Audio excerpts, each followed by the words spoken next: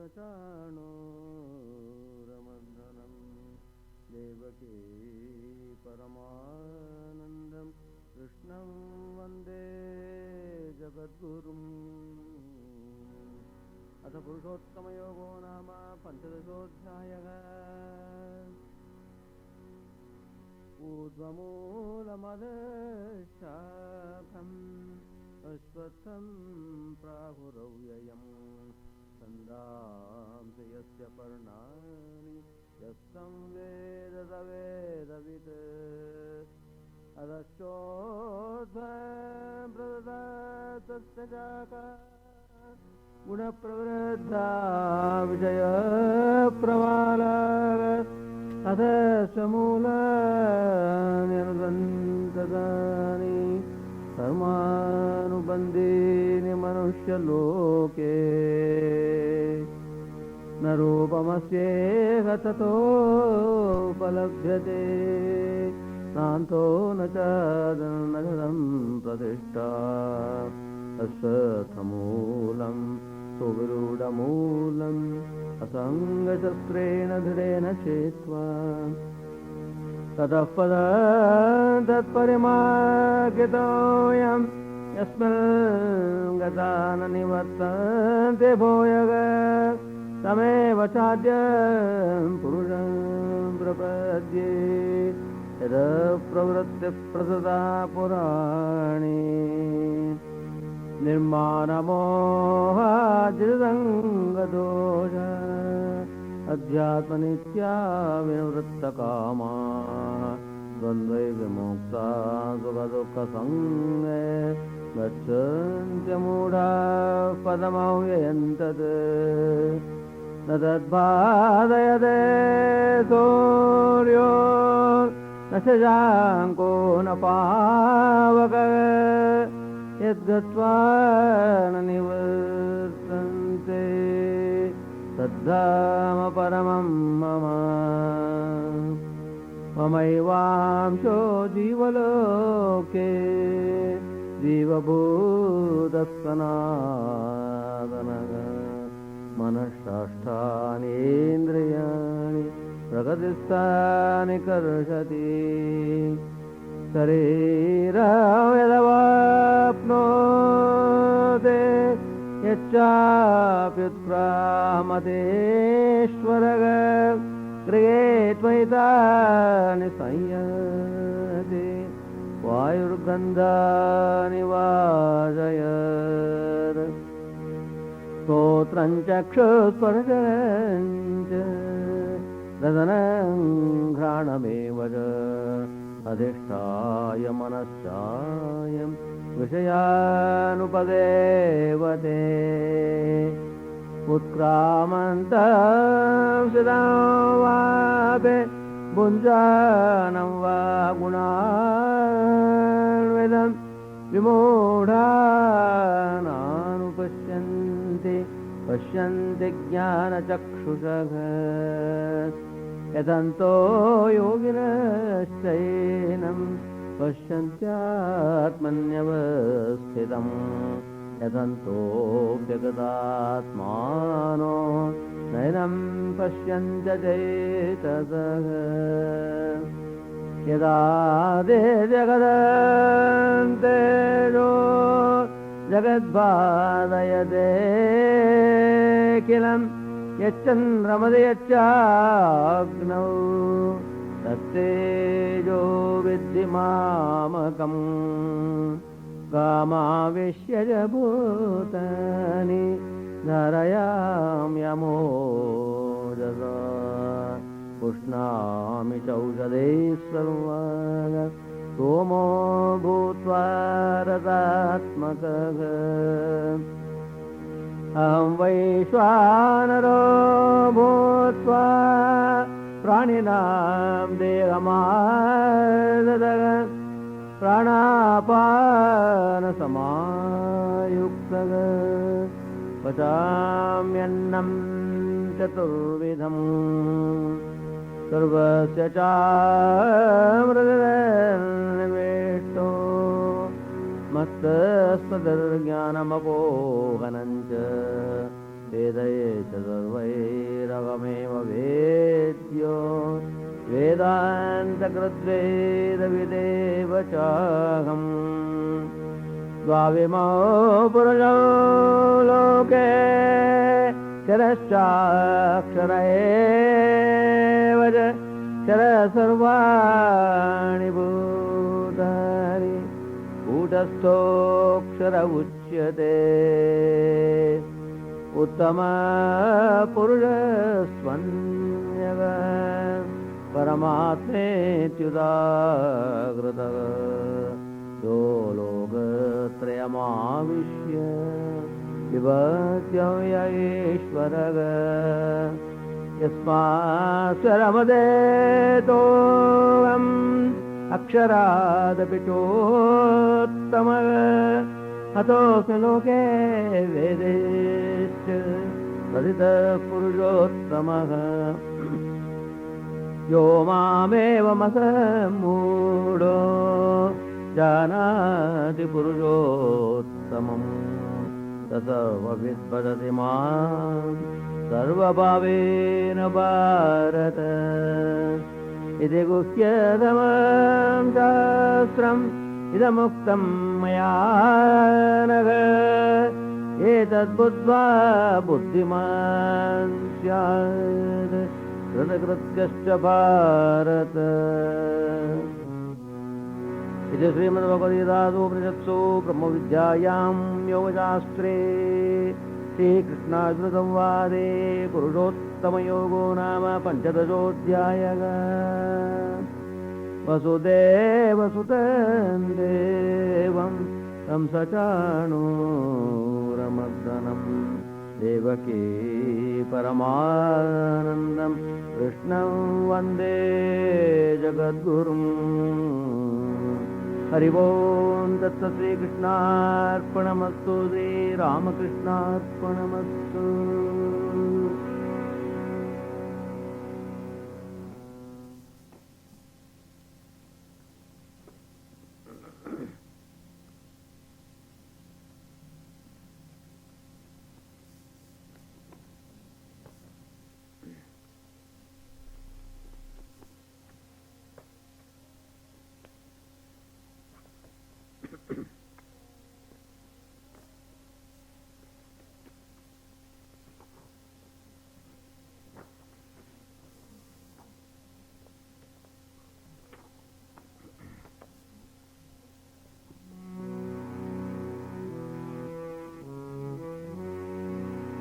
श्रीगुरुभ्यो नमः।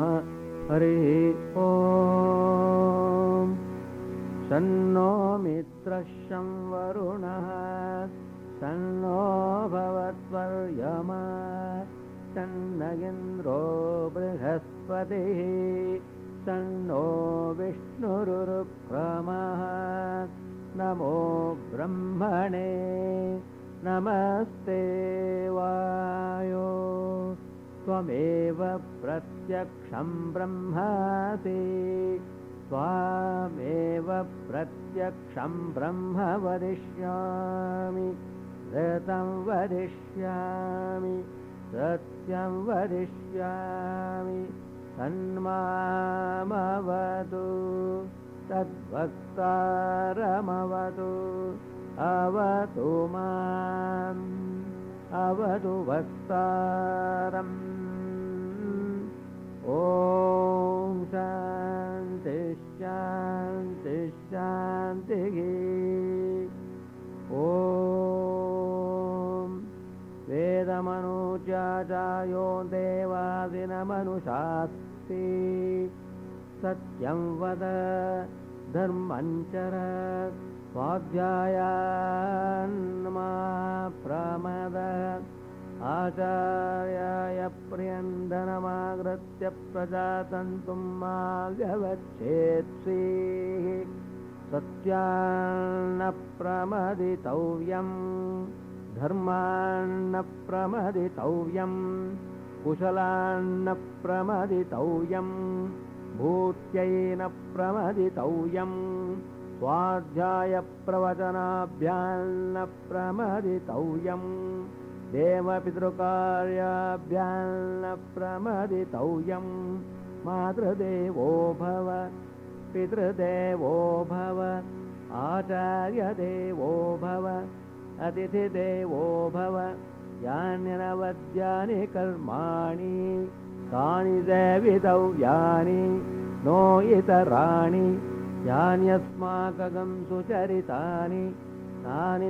त्वयोपास्यानि नो इतराणि एके चास्मच्छ्रेयागुंसो ब्राह्मणाः तेषां त्वयासनेन प्रश्वसितव्यं श्रद्धया देयम् अश्वत्थया देयं श्रिया देयं श्रिया देयं भिया देयं संविदा देयम् अथ यदि ते कर्म विचिकित्सा वा वृत्तविचिकित्सा वा स्यात् एतत्र ब्राह्मणाः सम्मर्षिणः युक्ताः अलूक्षाधर्मकामास्यो यथा ते तत्र वर्तेरन् तथा तत्र वर्तेथाः अथाभ्याख्यातेषु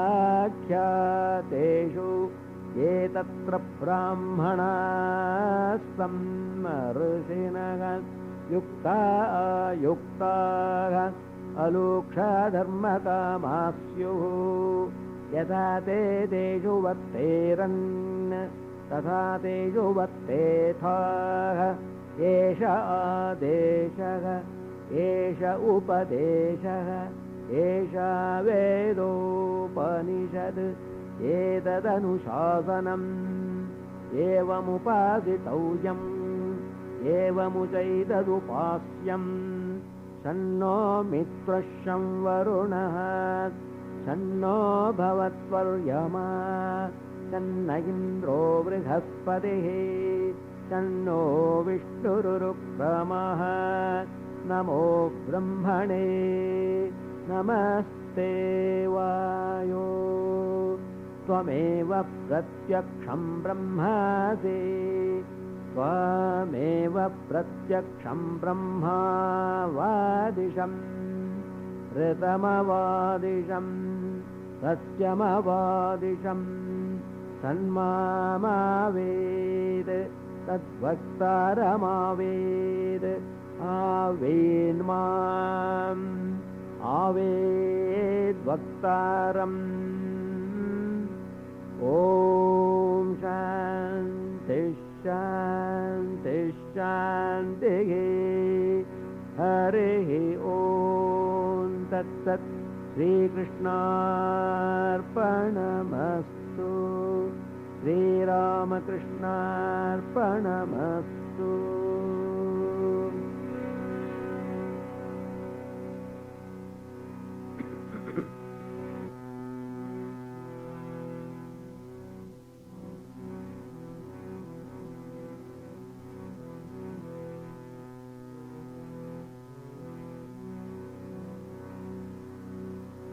मङ्गलं देशिकेन्द्राय यमिनां चक्रवर्तिने पराशक्तिस्वरूपिण्यै देव्यै भवतु मङ्गलम्। सत्यसन्धस्य भक्तस्य क्षुधीरामस्य सूनवे गदाधराय मेदिन्यामवतीर्णाय मङ्गलम्। गदाधरसुनाम्ने च भक्त्या वेष्टितचेतते अनादृतान्यविद्याय मङ्गलं ब्रह्मचारिणे। भवतारणदक्षाय सन्निधौ दक्षिणेश्वरे अपूर्वकालिका पूजा निरतायास्तु मङ्गलम्। मथुरानाथविश्वास सेवा निर्वृतचेतसे तपश्चरणशीलाय योगीशायास्तु मङ्गलम्। साधकौ व्याजसन्धिष्ट सर्वाम्नाय सुवर्त्मने सर्वतन्त्रस्वतन्त्राय नित्यसिद्धाय मङ्गलम्। तपसि ब्रह्मचर्ये च या स्वस्य सगधर्मिणी तस्या श्रीशारदा देव्या भर्त्रे भवतु मङ्गलम्। तोतापुरी यदि प्राप्त चरमाश्रमहेतुके समाधौ निर्विकल्पाख्ये सुदीर्घस्थाय मङ्गलम् सिताय मातुरादेश जगदुद्धारकारणात् पूर्णाहन्ता स्थितौ भावमुखे भवतु मङ्गलम् पश्यते मातरं श्रीषु मृत्पिण्डं काञ्चने तथा सर्वभूतेषु च ब्रह्मा मायातीताय मङ्गलम् सदा रोपि विरक्तानां यतीनां पुरतस्तु यः सदा शिवस्वरूपाय तस्मै भवतु मङ्गलम् ब्रह्मानन्दादिसच्छिष्य गणपूज्यपदाय ते तेषु दीप्तात्मबोधाय परहंसाय मङ्गलम् गर्जद्वेदान्तसिंहेन विवेकानन्दरूपिणा अपास्तनिद्राभूर्येण कारिता तस्य मङ्गलम् संसारसागरोत्तार सेतुभूताङ्घ्रिरेणवे गुरवे सर्वलोकानां रामकृष्णाय मङ्गलम् ॐ स्थापकाय च धर्मस्य सर्वधर्मस्वरूपिणे अवतारवरिष्ठाय रामकृष्णाय मङ्गलम् मङ्गलं गुरुदेवाय देव्यै मात्रे च मङ्गलम् मङ्गलं भक्तवृन्देभ्यः सर्वलोकाय मङ्गलम् मङ्गलं भक्तवृन्देभ्यः सर्वलोकाय मङ्गलम्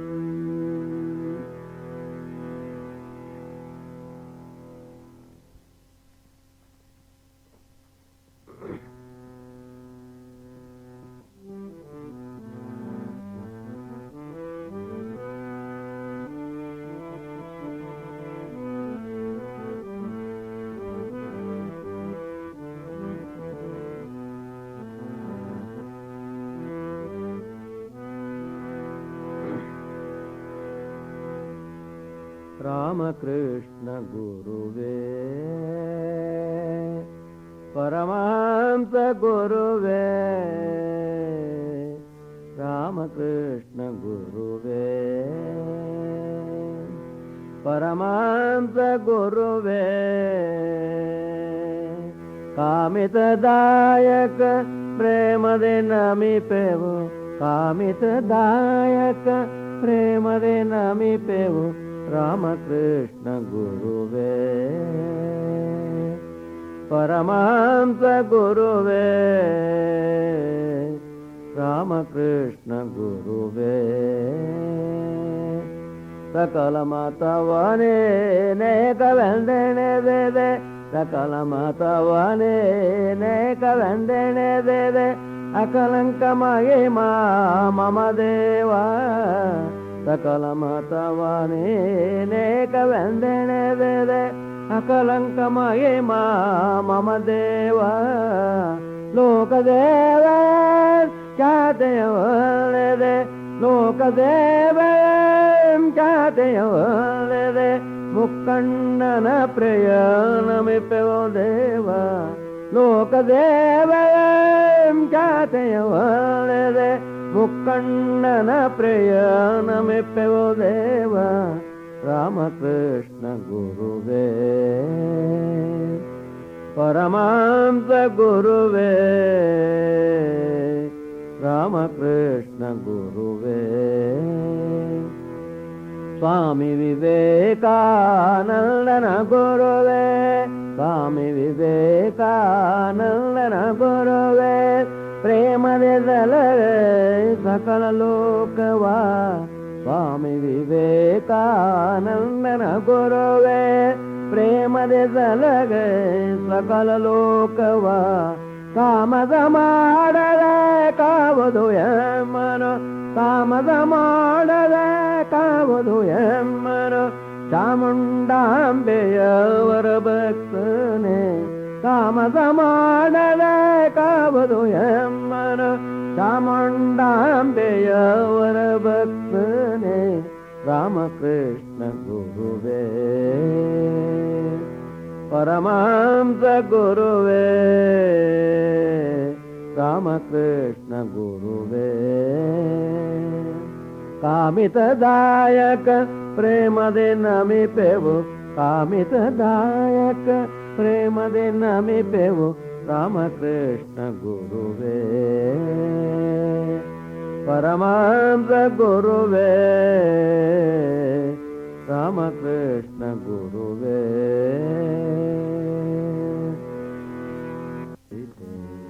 ಸುಮಿತಾಪ ಸತ್ಯಯೋಗೆ पुण्यपूर्ति अनिले कोलिके सुमिताप पाथले भारत देश देश ऋषि पाथले भारत देश देश ऋषि पुण्यतीर्थ वारिकाल पाथले भारत देश देश ऋषि पुण्यतीर्थ वारिकाल मंदिरे मस्जिद के जाय मंदिरे मस्जिद के जाय पूजिले ब्रह्म समश्रद्धाय मंदिरे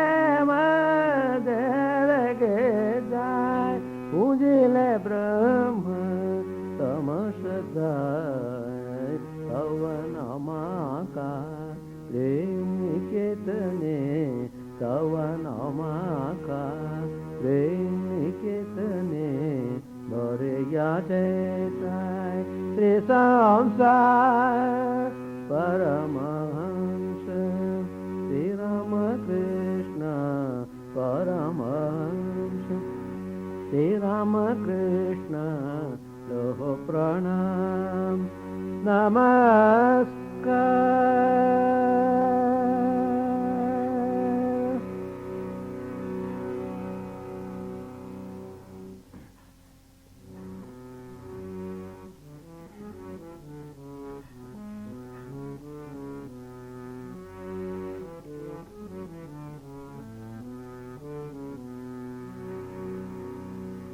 प्रभु तुम अंतरयामी प्रभु तुम अंतरयामी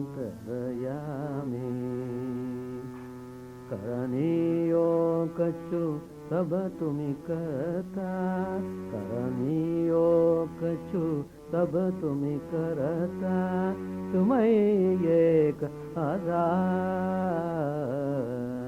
तुम्हें एक आधार प्रभु तुम अंतरयामी प्रभु तुम अंतरयामी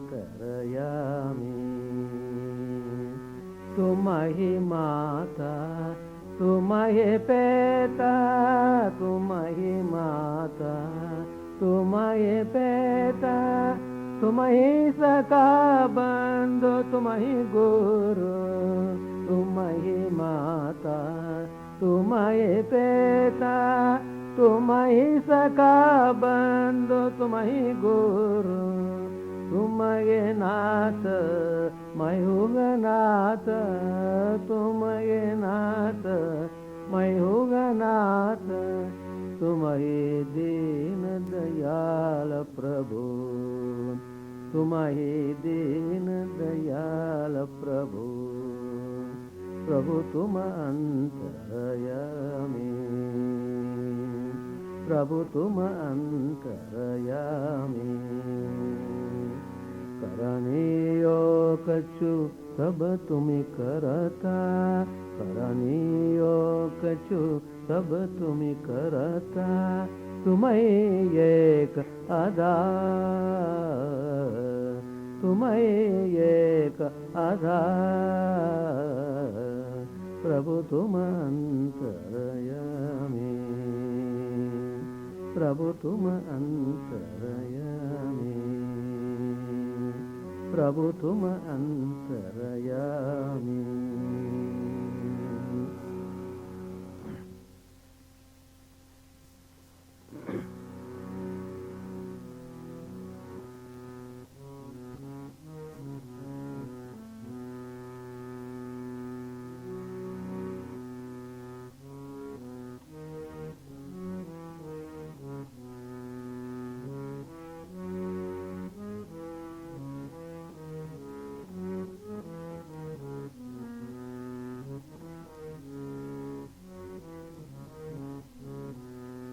ಶರಣಾಗು ಶರಣಾಗು ಶರಣಾಗು ಮನವೇ ಶರಣಾಗು ಶರಣಾಗು ಶರಣಾಗು ಮನವೇ ಶರಣಾಗು ಶರಣಾಗು ಶರಣಾಗು ಮನವೇ ಶ್ರೀ ಗುರು ಚರಣ ಸರೋಜಕ್ಕೆ ಮಣಿದು ಶರಣಾಗು ಶರಣಾಗು ಶರಣಾಗು ಮನವೇ ಶರಣಾಗು ಶರಣಾಗು ಶರಣಾಗು ಮನವೇ ರಾಮಕೃಷ್ಣ ಗುರು ಕೃಪೆ ನಿನಗಾದರೆ ರಾಮಕೃಷ್ಣ ಗುರು ಕೃಪೆ ನಿನಗಾದರೆ ಹರಿವುದು ಭವ ಭಯ ಚಿಂತಾರುಜಿನ ರಾಮಕೃಷ್ಣ ಗುರು ಕೃಪೆ ನಿನಗಾದರೆ ಹರಿವುದು ಭವ ಭಯ ಚಿಂತಾರುಜಿನ ಶ್ರೀ ಗುರುನಾಮದ ನೌಕೆಯು ದೊರೆತರೆ ಶ್ರೀ ಗುರುನಾಮದ ನೌಕೆಯು ದೊರೆತರೆ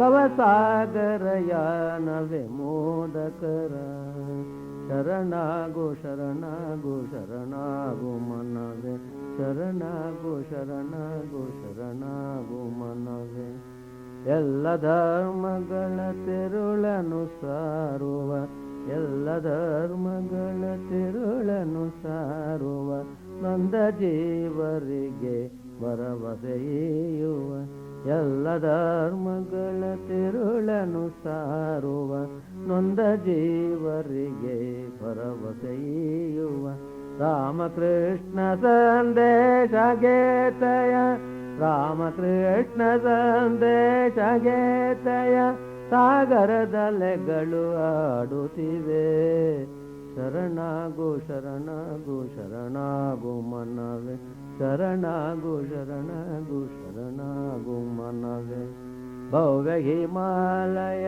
ಪರ್ವತರಾಜೆಯು ಭವ್ಯ ಹಿಮಾಲಯ ಪರ್ವತರಾಜೆಯು ಮುಳುಗೆರೆ ಧ್ಯಾನ ಸಮಾಧಿಯಲೇ ಭವ್ಯ ಹಿಮಾಲಯ ಪರ್ವತರಾಜೆಯು ಮುಳುಗೆರೆ ಧ್ಯಾನ ಸಮಾಧಿಯಲೇ ರಾಮಕೃಷ್ಣ ಜಯ ರಾಮಕೃಷ್ಣ ಜಯ ರಾಮಕೃಷ್ಣ ಜಯ ರಾಮಕೃಷ್ಣ ಜಯ ಎಂಬೆ ನಿನ್ನದವು ಕೇಳುತ್ತಿದೆ ಶರಣಾಗು ಶರಣಾಗು ಶರಣಾಗು ಮನವೇ ಶರಣಾಗು ಶರಣಾಗು ಶರಣಾಗು ಮನವೇ ಶ್ರೀ ಗುರು ಚರಣ ಸರೋಜಕ್ಕೆ ಮಣಿದು ಶರಣಾಗು ಶರಣಾಗು ಶರಣಾಗು ಮನವೇ ಶರಣಾಗು ಶರಣಾಗು ಶರಣಾಗು ಮನವೇ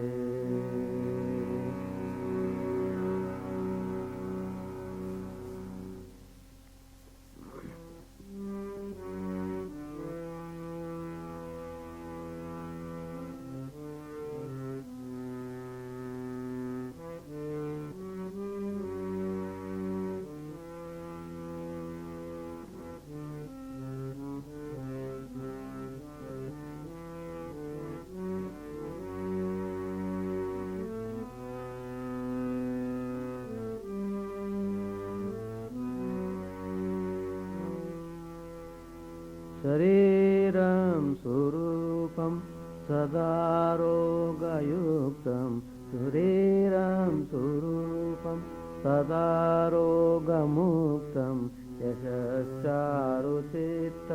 धनं मेरुतुल्यं यशश्चारुचित्रं धनं मेरुतुल्यं मनश्चेन लग्नं गुरोरङ्घ्रिपद्मे तदकिं तदकिं तदकिं तदकिं तदकिं तदकिं तदकिं तदकिं कलत्रं धनं पौत्रपौत्रादिसर्वं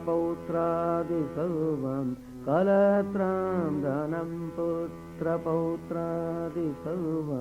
गृहं बान्धवा सर्वमेतद्धिजातं गृहं बान्धवा सर्वमेतद्धिजातं मनश्चेन लग्नं गुरोरङ्घ्रिपद्मे तदकिं तदकिं तदकिं तदकिं तदकिं तदकिं तदकिं तदकिं षडङ्गादिवेदो मुखे शास्त्रविद्या षडङ्गादिवेदो मुखे शास्त्रविद्या कवित्वादिगद्यं सुपद्यं करोति कवित्वादिगद्यं सुपद्यं करोति मनस्तेन लग्नं गुरोरङ्गे पद्मे तदकिं तदकिं तदकिं तदकिं तदकिं तदकिं तदकिं तदकिं विदेशेषु मन्य स्वदेशेषु धन्य विदेशेषु मन्य स्वदेशेषु धन्य सदाचारवृत्तेषु मत्तो न चान्य सदाचारवृत्तेषु मत्तो न चान्य मनस्तेन लग्नं गुरोरङ्गे पद्मे तदकिं तदकिं तदकिं तदकिं तदकिं तदकिं तदकिं तदकिं क्षमामण्डले भूपभूपालवृन्दे क्षमामण्डले भूपभूपालवृन्दे सदा सेवितयस्य पादारविन्दं सदा सेवितं यस्य पादारविन्दं मनस्तेन लग्नं गुरोरङ्गे पद्मे तदकिं तदकिं तदकिं तदकिं तदकिं तदकिं तदकिं तदकिं यशश्चेद्गतं दिक्षु दानप्रतापात् यशश्चेद्गतं दिक्षु दानप्रतापात् जगद्वस्तु सर्वं करेयत् प्रसादं जगद्वस्तु सर्वं करेयत् प्रसादं मनस्तेन लग्नं गुरोरङ्गे पद्मे तदकिं तदकिं तदकिं तदकिं तदकिं तदकिं तदकिं तदकिं न भोगेन योगेन वा वाजिमेदे न भोगेन योगेन वा वाजिमेदे न कान्तामुखेनैव वित्तेषु चित्तं न कान्तामुखेनैव वित्तेषु चित्तं मनस्तेन लग्नं गुरोरङ्गे पद्मे तदकिं तदकिं तदकिं तदकिं तदकिं तदकिं तदकिं तदकिं अरण्येन वासस्य गेहेन कार्ये अरण्येन वासस्य गेहेन कार्ये न देहे मनोवर्तते मे त्वनर्घ्ये न देहे मनोवर्तते मे त्वनर्घ्ये मनस्तेन लग्नं गुरोरङ्गे पद्मे तदकिं तदकिं तदकिं तदकिं तदकिं तदकिं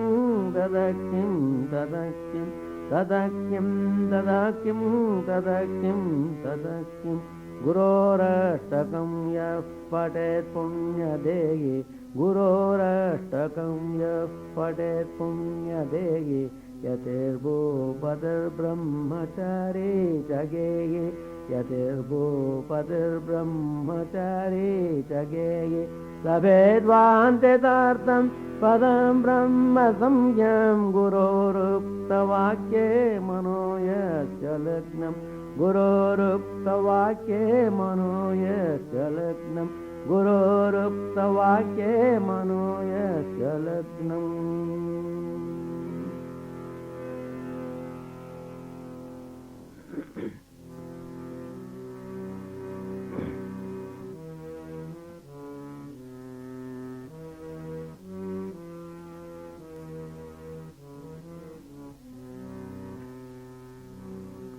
जल बिच डूबिया जल बिच डूबिया मरत पियासा जल में ठाए पिय नहीं मूर्ख अच्छा जल खास जल बिच डूबिया, जल बिच डूबिया, मरत प्यासा जल में ठहरे, पिय नहीं मूर्ख अच्छा जल कासा। छिन्न में डूबिया रोवे दोवे, छिन्न में डूबिया रोवे दोवे, छिन्न में रगत उदासा, छिन्न में डूबिया रोवे दोवे, छिन्न में रगत उदासा। एक रात को जोर लगावे, एक रात को जोर लगावे, सोवे बारग मासा, सोवे बारग मासा। जल बिच डूबिया, जल बिच डूबिया, मरत प्यासा जल में ठाल है, पिय नहीं मूर्ख अच्छा जल कासा।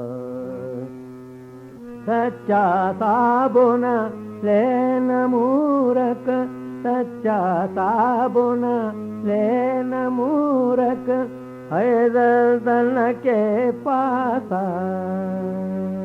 सच्चा साबुन लेन मूर्ख, है दर्दन के पासा।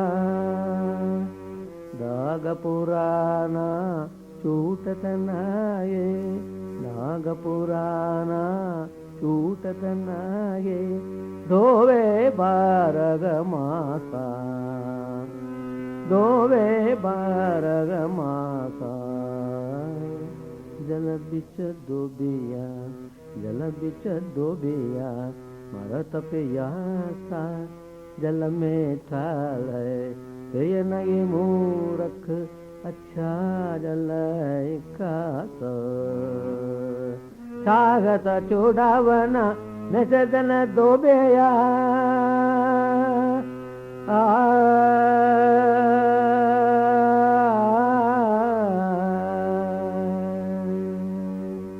चागत चूड़ावन निषदन डूबिया, चागत चूड़ावन निषदन डूबिया, गल में बरम व्यवस्था।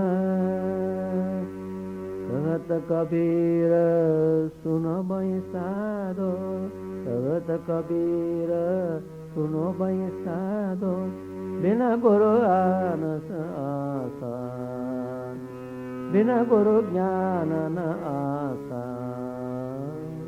जल बिच डूबिया, जल बिच डूबिया, मरत प्यासा जल में ठाले, पिय नहीं मूर्ख अच्छा जल कासा। जल बिच डूबिया, जल बिच डूबिया, मरत प्यासा।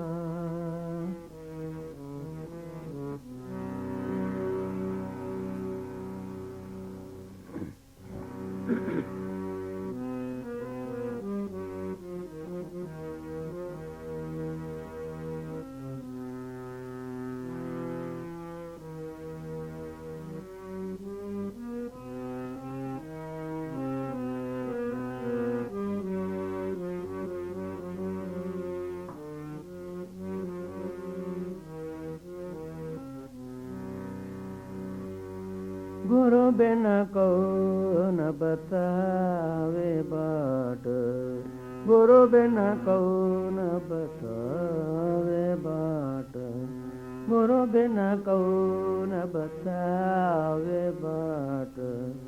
बड़ा विकट यम घाट, गुरु बिन कौन बतावे बाट, गुरु बिन कौन बतावे बाट।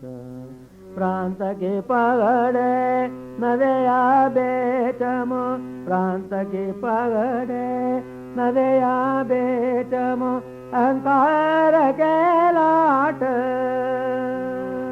भ्रांत की पगडे नदया बेचम अहंकार के लाट काम क्रोध दो पर्वत टाड़े काम क्रोध दो पर्वत टाड़े लोभ चोर संगात काम क्रोध दो पर्वत ठाड़े लोभ चोर संगात गुरु बिना कौन बतावे बाट गुरु बिना कौन बतावे बाट मद मत्सर का मेघ बरसत मद मत्सर का मेघ बरसत माया पवन बैदाट मद मत्सर का मेघ बरसत माया पवन बैदाट भगत कबीर सुनो भाई साधो भगत कबीर सुनो भाई साधो दूतर नाय गाट भगत कबीर सुनो भाई साधो दूतर नाय गाट गुरु बिना कौन बतावे बाट गुरु बिना कौन बतावे बाट बड़ा विकट यमघाट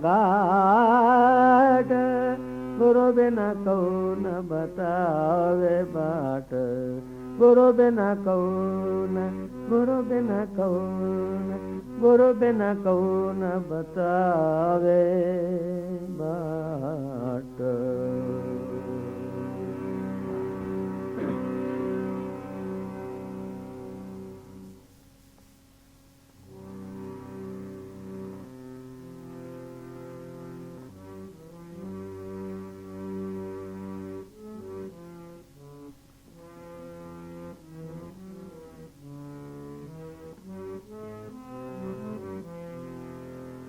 ओम राम कृष्ण गुरुदेव जय राम कृष्ण गुरुदेव ओम राम कृष्ण गुरुदेव जय राम कृष्ण गुरुदेव ओम राम कृष्ण गुरुदेव जय राम कृष्ण गुरुदेव ओम राम कृष्ण गुरुदेव जय राम कृष्ण गुरुदेव ओम राम कृष्ण गुरुदेव जय राम कृष्ण गुरुदेव ओम राम कृष्ण गुरुदेव जय राम कृष्ण गुरुदेव पर ब्रह्म श्री गुरुदेव परमात्मा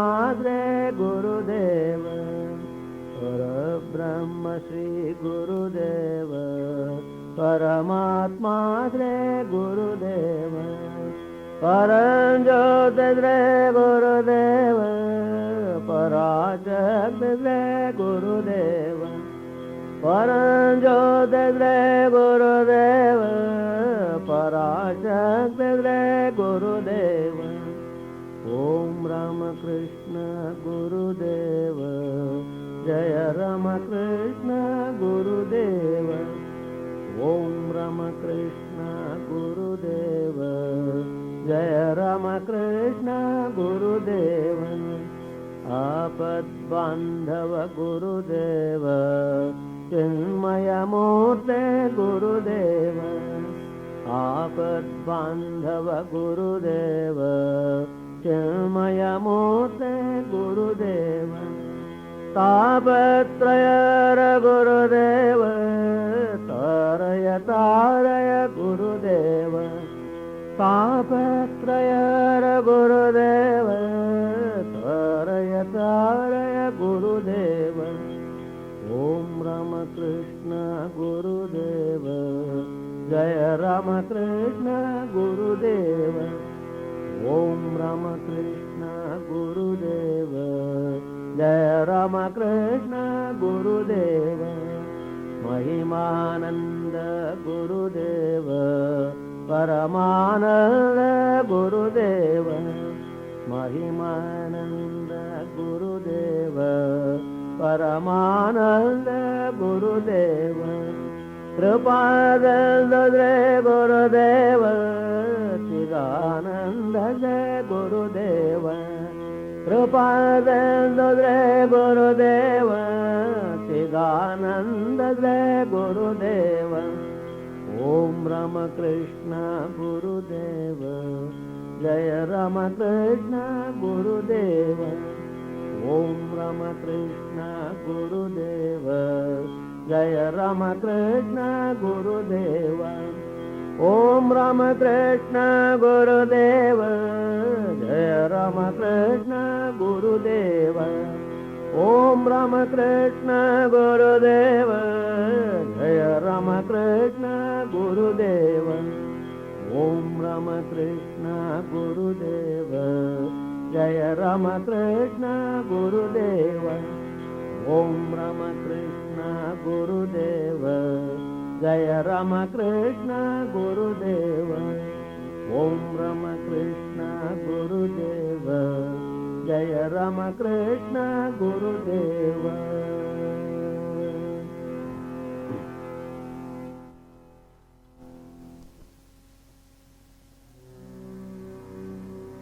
जय भगवान श्री राम कृष्ण देव की जय जय श्री महामाई की जय जय श्री स्वामी जी महाराज की जय जय श्री स्वामी ब्रह्मानंद जी महाराज की जय जय श्री सर्वसंतना की जय जय श्री गंगा माई की जय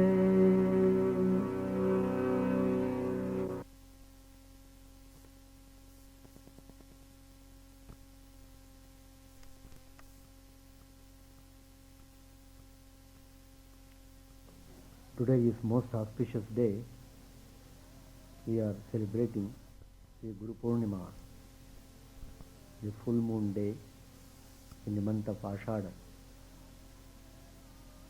In the word Guru, the first syllable Gu signifies one who transcends all attributes. Ru signifies one who has no form. In another sense, the term Guru means one who dispels ignorance. Guru Purnima celebrates the might of one's teacher or Guru, spiritual teacher, through respect and reverence. It's also known as Vyasa Purnima. This is a very sacred day on which special worship is performed to the Acharyas who through their infinite compassion and supreme grace have imparted the knowledge of the Absolute, Brahma Vidya. It is believed that the great scholar Vyasa, who lived in the Dwapar Yuga, was born on this day. Among the Acharyas, Sri Vedavyas stands the foremost, and on this day special pujas are offered to Vyas Maharshi. He codified the Vedas into 4 divisions, wrote the Brahma Sutras.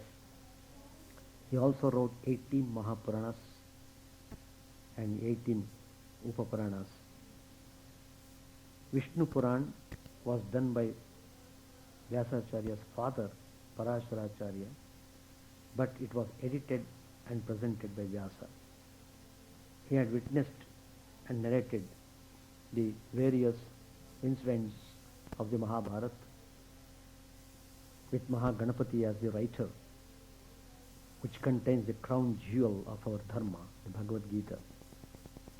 Sage Vyasa is also believed to be Chiranjeevan, that is, who lives forever. So we offer salutations to Vyasa of his profound intellect and with eyes like the petals of a full-blown lotus. Vedavyas, a man of supreme learning and knowledge, is said to have been greatly revered by his disciples. It is said that every year on the day of Ashadha Purnima, they worship him and sought his blessings. This practice and the belief that seeking the blessing of one's spiritual teacher brings wisdom has come to stay. Over time, Vyasa Purnima came to be called Guru Purnima. A festival with a truly spiritual meaning and relevance, it is believed that God is the ultimate Guru or the supreme teacher. On Guru Purnima, it is a practice to worship one's spiritual teachers, make token offerings and seek their blessings. This offering is called as Guru Dakshina. The offering is usually in kind and is more symbolic than literal. An offering of grains and pulses is made on a piece of cloth. This practice can be traced back to the Gurukula system, where at the end of their stay at the Guru's household, students presented the Guru with a token offering to show their respect and appreciation of what they had got. The day is usually spent discussing and illustrating the teachings of the Guru with other disciples. On a broader perspective, Guru Purnima is not a day characterized by household festivities and celebrations in the regular sense. It holds spiritual relevance and meaning for scholars of the scriptures. Starting this day, for a period of 4 months, the monks or disciples of spirituality and religion stop their wandering and settle down at one spot to begin a thorough study and discourse of the scriptures. On Sri Guru Purnima, they seek the blessings of the preceptor, offer their prayers, discuss his might and greatness, resolve to further pursue spiritual progress and initiate new aspirants into the order of monks of spirituality. Order of monks or spirituality. All of us, the followers of our Sanatana Dharma, owe it to Bhagavan Vyas for whatever we practice today in pursuit of spiritual enlightenment. The Guru is my ship to cross the sins lake and the world ocean. The Guru is my place of pilgrimage and sacred stream, says Guru Nanak. The real significance of Guru Purnima is getting rid of the darkness of ignorance. Purnima refers to the full moon, but the full moon symbolizes the mind filled with delight. There is close association between the mind and the moon. Guru Purnima signifies the elimination of all darkness and evil from the mind. The true Guru is in our heart. Purify the heart to let the divine dwell in it. Do not forget God. What you should forget is the mundane world. God is omnipresent in all forms everywhere, as declared in the Purusha Sukta. It is foolish to search for God who is within you and outside you. When Sri Ramakrishna was asked whether he had seen God and could show him to them, he replied, I have seen God, but how can you see God if you don't pine for him in the same manner in which you pine for your family and wealth? Pray to him, yearn for him, and be prepared to sacrifice everything for him. Then you will experience the vision of God. God cannot be perceived by the spiritually blind, just as a blind man cannot understand what is meant by the whiteness of milk. God is infinite bliss. He is formless, but he can assume any form he wills. How can anyone attempt to describe the nature of God? Contemplate on God with a pure heart. There is no greater spiritual exercise.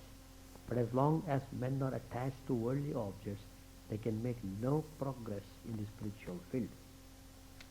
The first need is to develop the spirit of sacrifice and get rid of attachment and possessiveness. Then the yearning for God grows. All are entitled to receive God's grace according to their merits. It is like drawing upon a bank account according to what you have deposited with it.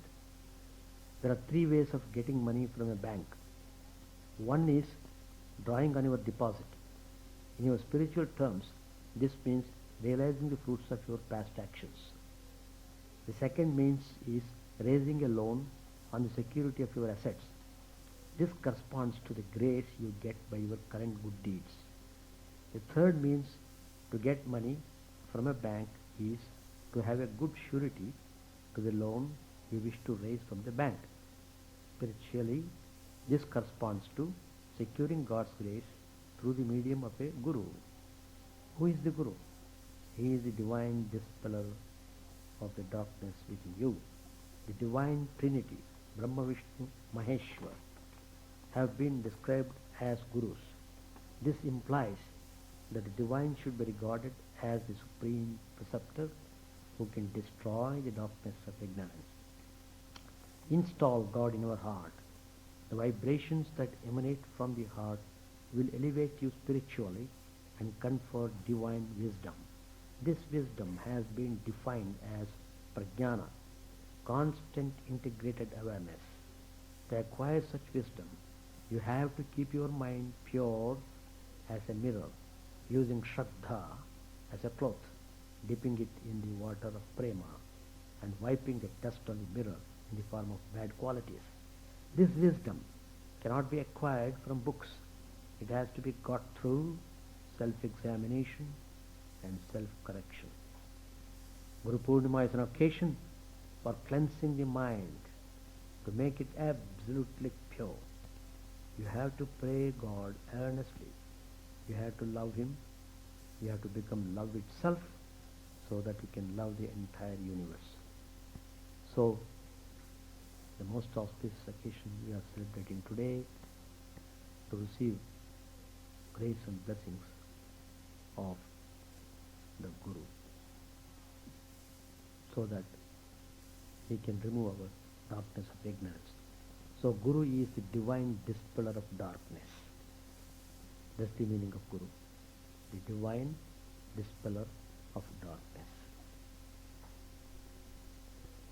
Now we shall begin the puja.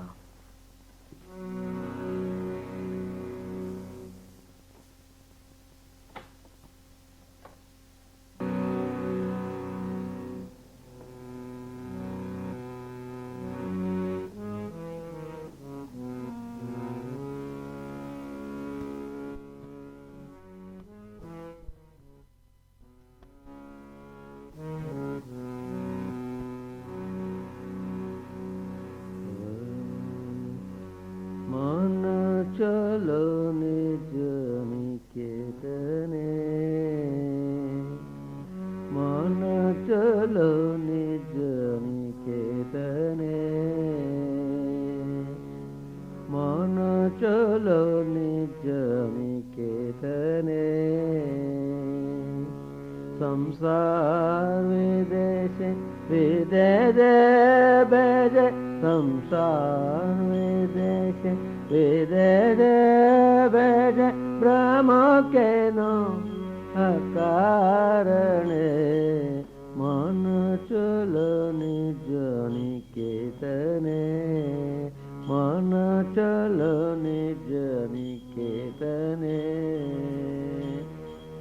विषय पंचकार बोधगण विषय पंचकार बोधगण सब तोर पर केवनायपन विषय पंचकार बोधगण सब तोर पर केवनायपन पर प्रेम केन चेतन पर प्रेम केन चेतन भूली चोपन जने मन चलो निज निकेतने मन चलो निज निकेतने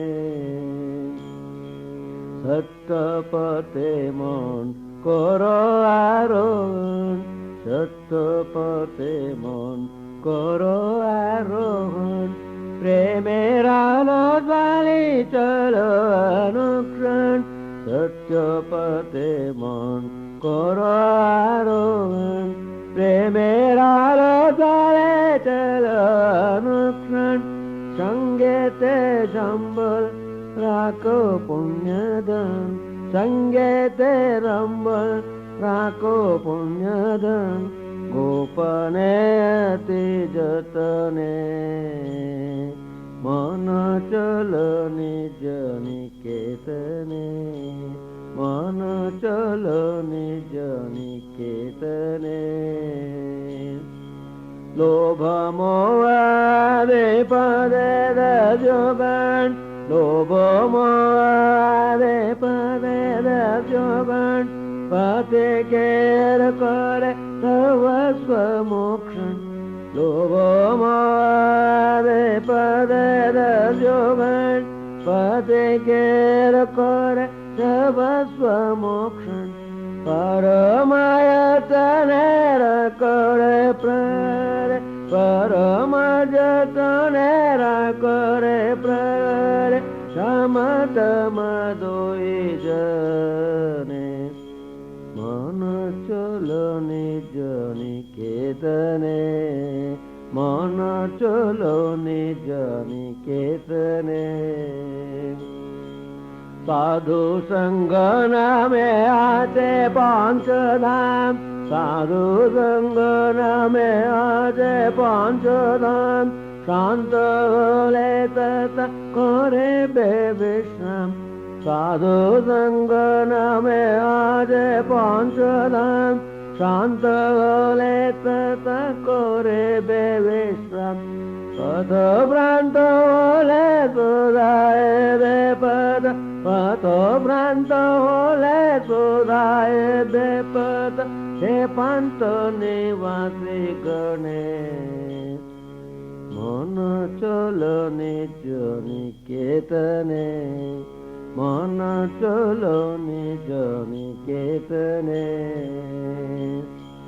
यदि देखो पथे बये रे आकार यदि देखो पथे बये रे आकार प्राणपणे देवोदय राजन यदि देखो पथे बये रे आकार प्राणपणे देवोदय राजन से पथे राजा प्रबलो प्रताप शेपते राजा प्रबलो प्रताप शमन डरे जशसने मन चलो निज निकेतने मन चलो निज निकेतने संसार विदेश विदेश बेज संसार विदेश विदेश बेज ब्रह्म केनो अकारणे मन चलो निज निकेतने मन चलो निज निकेतने मन चलो निज निकेतने